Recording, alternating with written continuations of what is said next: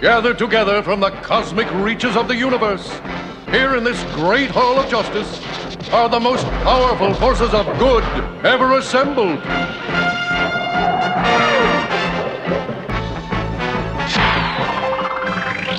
Dedicated to truth, justice, and peace for all mankind. Welcome back, ladies and gentlemen. It's Spinner Rack here. The crew is hanging out. Huh. We got Petey, we got Cal, and we're going to be talking about Marvel Legacy. What is it? 1 billion, 1 million years ago? BC? I mean, are you frigging for real? I mean, are you running out of stories? Are you guys running out of ideas? Yes.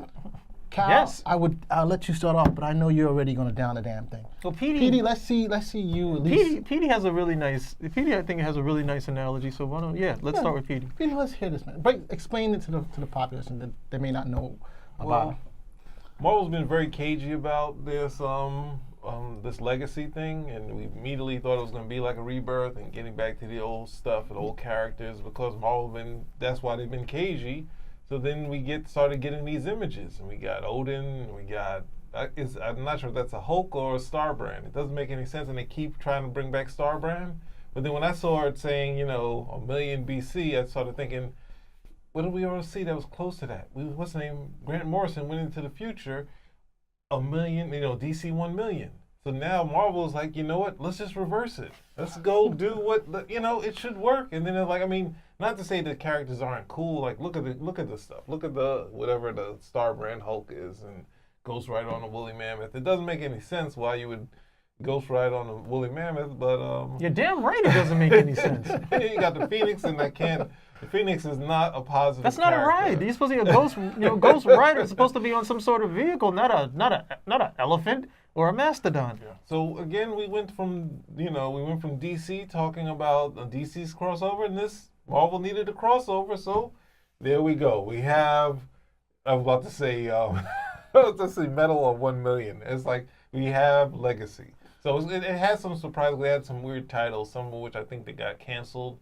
They didn't decide to use, but they're gonna have some weird stuff, and seems like it's gonna be a wild ride. Maybe I stick with the main issues. I'm not sure, but I can't hardly stick with Secret Empire, so I'm not sure what it's gonna be. They have Mike, was it Deodato? If they have him who's done these sketches, if he does the mini, maybe I'll check it out, because I enjoy his work. He did, I think, Elektra. He's done a bunch of different things, but he did the Hulk. So Cal, rubbish. Rubbish. All right, we're done. You got some other Marvel news? Can you give us a little bit more detail than that? DC 1 million was great. And one of the reasons why it was great is because it showed you the fruition of the DC universe. The whole idea was, okay, look, this is what these guys have been fighting for all of this time. Okay, we're celebrating the return of Superman. And you get to see, wow, everything actually works out. And they pushed it so far in the future that it didn't conflict with anything that you might have been reading in, say, Legion of Superheroes. That's how far it was. But it's like, wow, everything actually works out. Morrison really did think about, whoa, what would the future be like in terms of space, how people would interact, what would the heroes be like, which guys keep that same legacy going, which don't. Some of the, there were some misses. I didn't like what they did with Captain Marvel and the 1 million stuff, but those things worked out pretty well. Here we see that Marvel, the House of Ideas, has one idea. We got to make this money. That's pretty much it. They've gone back into the past, and Marvel is supposed to be the juvenescent characters, okay, the youthful characters, the cutting edge guys who come over here that are supposed to be palpable, that you can put your finger on. The idea of them going back into 1 million BC in order to tell this story shows you just how much of a hole they're in, how much trouble they are in right now, and this is not going to help them get out of it. Here's what will help you to get out of it. You don't need to go back to 1 million BC. You do need to go back to about 1966, and those characters that you created around that time, bring those guys back. Get rid of this new Hulk, get rid of this new Thor, Falcon, I love you.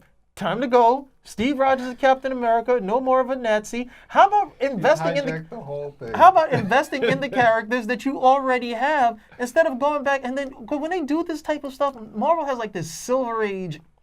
They have this Silver Age addiction that they can't shake. Because then they go back and then they start creating this. Oh, the Ghost Rider used to ride on a mastodon. Good Lord. Now you can have the Ghost Rider eventually be flying on a pterodactyl. The Ghost Rider will be on a dolphin. You know, all this incredibly stupid stuff because they extrapolate off that one particular idea, and it just gets amalgamated and aggrandized to the point that it's stupid. Not even silly, it's stupid. At least with the Silver Age, it was expansive. It was fun because that's where your audience was. And they were like, okay, let's just try some wacky ideas and see how they go. Marvel does the wacky stuff, and then they say, well, this is still canon, so they still keep going with it. And all it makes is for this versus battle nonsense. Oh, yeah, the Ghost Rider could do it. Okay, the Ghost Rider can ride anything. Look, this is a Ghost Rider riding an ant. When the Ghost Rider hit, you know, what are you going to do? You're going to go back 1 million BC and have Ant-Man? The ants were gigantic at that time. I guess he'll be giant Ant-Man. Oh, I would like to make a correction. I cut Cal off, and I apologize because that was a great rant. That was a very strong rant. I didn't know we were bringing in a lot of the other stuff, which was all right, but then I was like, he's not, and he brought it all home perfectly. Yes, that was a good one. yeah, wait a minute. I'm just looking at this image over here. That chick over there, that's the Phoenix? Yes. In 1 billion BC. Yes. How the hell? Did they not read the story where she first appears with Jean Grey in the first place?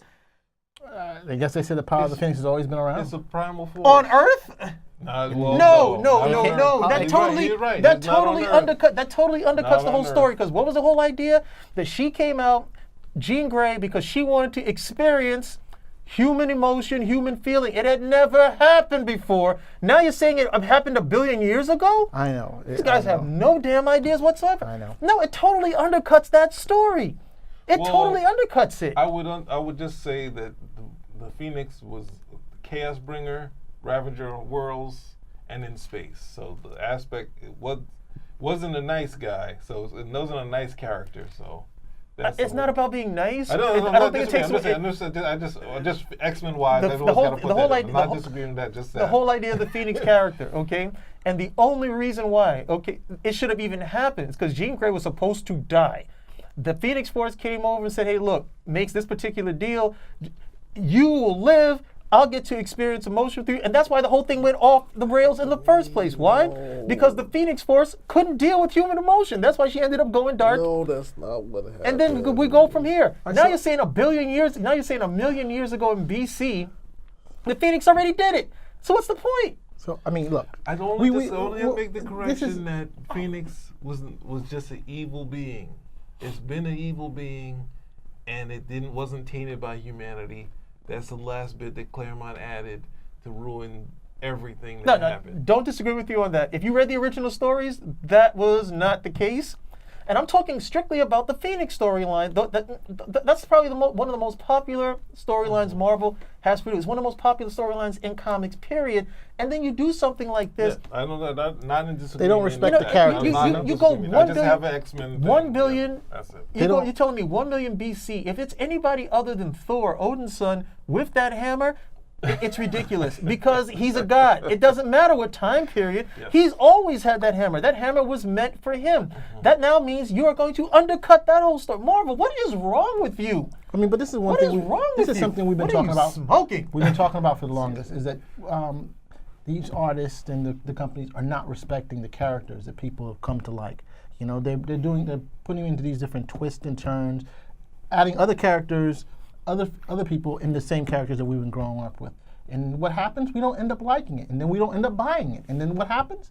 You know, then you guys say, oh, well, we got to make these changes. Because you made those bad changes to begin with. Well, if you didn't do those things, if you didn't respect the character and say, hey, hold on a second, this doesn't make sense. And not respecting the character, I'm not saying respecting the character because we're reading it and you owe us something. In terms of that. It's saying, look, you guys did a really good job right over here. It's so well received. Why would you want to undercut that? Okay, you did a really good job over here. Why do you want to urinate on it? Simply so you can make a cash grab in the summer? Come on, guys. I'm going to let you get at one other character, which is the Iron Fist that's right over here. Now, there's a dragon. With the braid? Yeah, that's the Iron Fist. Okay. So, like, the aspect of having that dragon back there with the dinosaurs is ridiculous. So, there's some problems here. And let me know? guess. In 1 million BC, they had martial arts, right?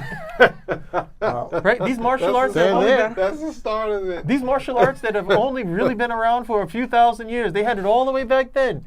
It's just so ridiculous at the end of the day. You guys have no. See, if there's a collapse that comes from the industry, it's going to come because you implode, because you have. It's like you're afraid of having any new ideas. Okay, Bronze Age. Say what you want about it. Marvel was putting all of this stuff out. Okay, DC as well. You know, all those horror comics because horror was popular. All of these monster comics because monsters were also popular. But then you still got guys like on the Marvel side, you got Nova. On the DC side, you got Firestorm. Okay, and those characters, even though they're not necessarily being published right now, were still new, got folded in, got fan bases for them, and definitely helped to bring everything else along. You don't do that with anything else. Or if you do it, it's with a gimmick. You can't introduce a new character unless she has, what was it, America? She's a Latina, she's gay, you know, so you do, rather, she's a lesbian. So it's like, is this an organic character? No, this is a character that you're still using to push this particular agenda, and you're supposed to be the house of ideas. You're not supposed to be the house of scat, and that's what you're throwing at people.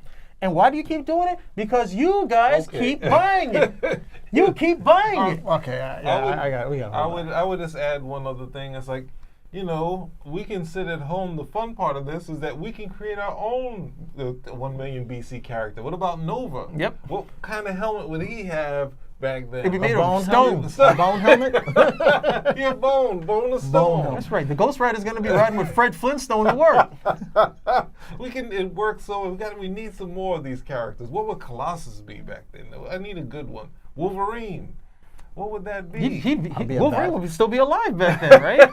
Because at some point he probably traveled back in time, so he lived all that time, right? I think we have some bits that we need to see in this story that, the House of Ideas can pull out. Because you got Wolverine, he's ageless. And then the Squadron Supreme can show up. You know, all these guys can show up. You know, you could just keep expanding on it. And they did this already. They did this was 1602. They had that storyline. Was that a gaming storyline too? Yes, it was. Okay, they did that, however, I don't know how well that was received, but they did this type of stuff already. Like, let's try it this way, okay? Mm-hmm. It's like more Alan Moore stuff without, Moore misogyny? Sorry, you didn't mean that. What did they ask Alan Moore? It's like, how can you be so critical about these guys when you are taking characters from the public domain and putting your own spin on them? He's like, no. I'm not taking characters from the public domain and putting my own spin on them. I'm putting my own spin on characters from the public domain. Okay? And you can imagine when he said that, he probably had some smirk on his face when he said, he's like, no, I'm doing it better than them. Yeah. You know what? I have to admit that much. He's doing it better than you. Okay? He's doing it better than you to the point that these guys read this and think, oh, this is what the Invisible Man was really like. You're like, no, this is Alan Moore's take on this.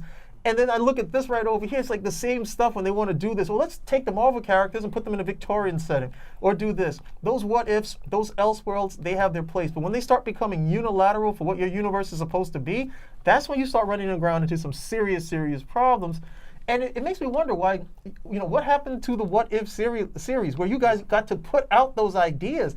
And the stuff that worked, guess what? It actually started to filter over into, the regular universe proper, the 616. You guys don't do those test ground stories anymore. You don't have any place where guys who are aspiring to write or aspiring to draw can go and cut their teeth, get to know more about the universe, because the bottom line is what? Money. Because you guys need to make money in order to justify your own existence. And that's stemming your creativity. And without the creativity, you're not going to sell. Wait a second. Now I gotta stop that madness. There's no way. They're in this to make money. So if you're going to come out of a story, don't say they're going to give these stories away for free. They think they can make money off the story. I may not agree with the story. You may not agree with the story. But what else are they going to do? This is a money-making business, right? So did Stan Lee and Jack Kirby. I knew Oli would take us some dollars and cents to get you to chime in. They were trying to sell good thing with solid stories. But that's what they were trying to do. Their thing is not. It's not reverse engineered. Okay, they saw Justice. They put these guys together for Justice League, and that hit. Okay, so they told Stan Lee, why don't you do that? And then his wife says, well, look, if you say you don't like these characters, why don't you write them the way that you think they should be written? And from him doing that, you make the money. Why? Because the quality and the creativity was there. It can't be now, oh, wait a minute. It's one comes and begets the other. You have quality, you have creativity, people will like it, you'll get money from it. Not, hey, I need money. Okay, so let me do this to make the money, and then hopefully I can be creative with this stuff and makes a hit.